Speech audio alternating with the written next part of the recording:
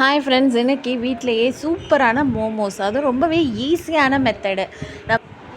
அது மைதா மாவே யூஸ் பண்ணாமல் கோதுமை மாவை வச்சு நம்ம பண்ண போகிறோம். ஒரு நல்ல ஒரு ட்ரிக்கை யூஸ் பண்ணி ஒரு சோம்பேறி மோமோஸ் அப்படின்னு சொல்லலாம். இது எப்படி பண்ணுறதுன்னு பார்க்கலாம். ஸோ இதுக்கு தேவையான பொருள் ஒரு கேப்சிகம், 2 கேரட்டு, ஒரு கேபேஜ், அப்புறம் பூண்டு, 2 பல் பூண்டு. இதை இந்த மாதிரி நீல வாக்கில் இந்த மாதிரி கட் பண்ணி எடுத்துக்கோங்க. இப்போது ஒரு நல்ல ஒரு அகலமான பாத்திரத்தை சூடானதும் அதில் ஒரு 2 டேபிள் ஸ்பூன் அளவுக்கு எண்ணெய் ஊற்றிட்டு அதில் நம்ம நல்லா கட் பண்ணி வச்சுருக்கிற இந்த பூண்டை சேர்த்துக்கோங்க. அப்புறம் கட் பண்ணி வச்சுருக்கிற இந்த கேபேஜ், அதாவது முட்டைக்கோசையும் சேர்த்து நல்லா வதக்கிக்கோங்க. வதக்கினோன்னே நம்ம கட் பண்ணி வச்சுருக்கிற குடமிளகாய், கேப்சிகத்தை போட்டுக்கலாம். அதே மாதிரி கேரட்டையும் போட்டுக்கலாம். போட்டு இந்த மாதிரி நல்லா வதக்கிக்கலாம். அதாவது ஃப்ளேம் கொஞ்சம் ஹை ஸ்பீட்லேயே இருக்கட்டும். இப்போ தேவையான அளவுக்கு உப்பு சேர்த்துக்கலாம். சேர்த்து இதையும் நல்லா வதக்கி எடுத்துக்கலாம். காரத்துக்கு தகுந்த மிளகுத்தூள், அதாவது பெப்பர், இப்போ அதையும் போட்டுக்கலாம். பெப்பர் பவுடர் போட்டுக்கிட்டு அதையும் நல்லா வதக்கிக்கலாம். ஸோ இந்த நல்ல நான் உங்களுக்கு வதங்கி வரும்போது கொஞ்சம் சோயா சாஸ், அதாவது 1/2 ஸ்பூன் அளவுக்கு சோயா சாஸ் சேர்த்து வதக்கிட்டோன்னா நல்லா இந்த மாதிரி கொஞ்சம் நீரெல்லாம் இருக்கும் இல்லையா, தண்ணி இதெல்லாம் நல்லா இறுகி வந்துடும். அப்போது நல்லா இந்த மாதிரி வெந்து வந்துடும். அப்போ ஸ்டவ்வை ஆஃப் பண்ணிக்கலாம். இப்போ நான் என்ன பண்ணியிருக்கேன்னா, ஒரு பாத்திரத்தில் 1 கப் அளவுக்கு கோதுமை மாவு, அதாவது வீட் ஃப்ளோர் எடுத்திருக்கேன். ஒரு பாத்திரத்தில் தண்ணி வச்சுருக்கேன். ஸோ இது நல்லா ஆற விட்டுட்டோன்னே, இது நல்லா ஒரு 20 மினிட்ஸ் 25 மினிட்ஸ் நல்லா ஆற விட்டுருங்க. ஆற விட்டோன்னே இது நல்லா இப்படி ரவுண்டாக பால் மாதிரி பிடிச்சிக்கோங்க. பிடிச்சிட்டு இந்த பிடிச்ச பாலை ஃபஸ்ட் என்ன பண்ணுறோன்னா, இந்த கோதுமை மாவில் போட்டு கோட் பண்ணி எடுத்துக்கிறோம். பால் மாதிரி கோட் பண்ணி எடுத்துக்கிறோம். ஃபுல்லாக இந்த மாதிரி மேலே தூவி நல்லா உருண்டை மாதிரி பிடிச்சி எடுத்துக்கிறோம்.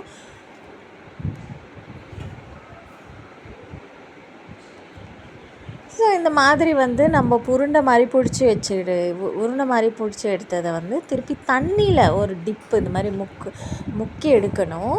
ஸோ டிப் பண்ணி எடுத்துகிட்டு அதை திருப்பி கோதுமை மாவில் திருப்பி சேர்த்துக்கலாம். இந்த இடத்துல நீங்கள் மைதா மாவு கூட சேர்த்துக்கலாம். நான் சரி மைதா மாவு வேணான்னு சொல்லிவிட்டு கோதுமை மாவு சேர்த்துருக்கேன். இதே மாதிரி நான் சொன்ன ப்ரொசீஜர் மாதிரி இதே மாதிரி ஃபாலோ பண்ணுங்கள். திருப்பி ஒரு வாட்டி நம்ம என்ன பண்ணுறோன்னா, திருப்பி மாவில் இந்த மாதிரி கோட் பண்ணி எடுத்துக்கலாம். ஸோ இந்த மாதிரி ஒன்றா நம்ம ரெடி பண்ணி வச்சுக்கலாம். இப்போ என்ன பண்ணலாம் அப்படின்னு பார்த்திங்கன்னா, நல்ல ஒரு அகண்ட பாத்திரத்தில் நல்லா தண்ணி ஊற்றிக்கோங்க.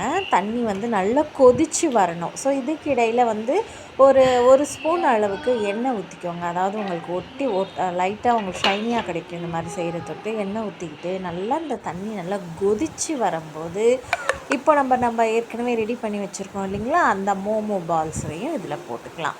ஸோ இந்த ஒன்றா சேர்த்துக்கோங்க. சேர்த்துட்டு இதை எதையும் டிஸ்டர்ப் பண்ண வேணாம். அது நல்லா கொதிக்கட்டும். நல்லா ஒரு 5 மினிட்ஸ் நல்லா இந்த தண்ணியில் கொதித்தோன்னே நல்லா அந்த சைடு ஃப்ளிப் பண்ணி போட்டுக்கோங்க. ஒரு சைடு வெந்துடும் இல்லைங்களா. ஸோ அதே மாதிரி அடுத்த சைடையும் நல்லா இந்த மாதிரி திருப்பி விட்டுக்கோங்க. அதுவும் நல்லா ஒரு 5 மினிட்ஸ் நல்லா வேகட்டும். ஸோ மொத்தமாக பார்த்தீங்கன்னா 5 மினிட்ஸ் இந்த சைடு அந்த சைடு திருப்பி போட்டிங்க இல்லைங்களா. திருப்பி ஒரு 5 மினிட்ஸ், அதாவது மொத்தமாக ஒரு 10 to 15 மினிட்ஸ் நல்லா அந்த தண்ணியில் குதித்து வந்தோன்னே இப்போ ஸ்டவ்வை ஆஃப் பண்ணிவிட்டு தண்ணி இல்லாமல் இதை நல்லா ஸ்ட்ரெயின் பண்ணி இந்த மோமோ பால்ஸை எடுத்துக்கலாம். ஸோ இந்த வீடியோவில் காட்டுற மாதிரி லைட்டாக திருப்பி விட்டுக்கோங்க. நல்லா வெந்து வந்தோன்னே ஸ்டவ்வை ஆஃப் பண்ணிவிட்டு மோமோ பால்ஸு தண்ணி இல்லாமல் ஒரு சர்விங் பிளேட்டில் ட்ரான்ஸ்ஃபர் பண்ணிக்கோங்க. அவ்வளோதான் ஃப்ரெண்ட்ஸ். இப்போ ஸ்டவ்வை ஆஃப் பண்ணிவிட்டேன். இப்போது தண்ணி இல்லாமல் நல்லா ஸ்ட்ரெயின் பண்ணி இந்த மோமோ பால்ஸை ஒரு சர்விங் பிளேட்டில் ட்ரான்ஸ்ஃபர் பண்ணி எடுத்துக்கிட்டேன். அதாவது காய்கறி சாப்பிடாத குழந்தைகள் கூட இந்த மாதிரி செஞ்சு கொடுத்திங்கன்னா நல்லா சாப்பிடுவாங்க. அதே மாதிரி இங்கே நம்ம மைதாவும் யூஸ் பண்ணலை, கோதுமை மாவு தான் யூஸ் பண்ணியிருக்கோம். அதனால் ரொம்பவே ஹெல்த்தியான மோமோஸ் சட்டுன்னு ரெடி பண்ணிடலாம்.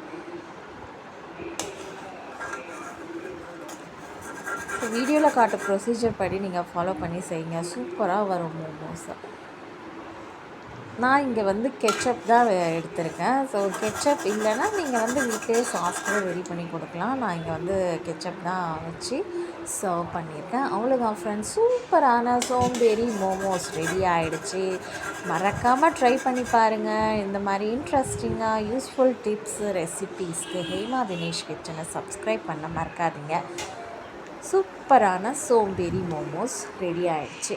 ஸோ இது உங்களுக்கு ஒரு டவுட் இருக்கலாம், உள்ளர வெந்திருக்குமா இல்லையா அப்படின்னு சொல்லிட்டு. சூப்பராக வெந்திருக்கும். ஏன்னா 10 நிமிஷம், நல்ல ஒரு 20 நிமிஷம் கிட்டத்தட்ட வந்து இந்த சைடு 10 நிமிஷம், அந்த சைடு 10 நிமிஷம் விட்டுருக்கோம். நான் வந்து இப்போ பாருங்கள் ஓப்பன் பண்ணி காட்டுறேன் உள்ளார எப்படி இருக்குன்ட்டு.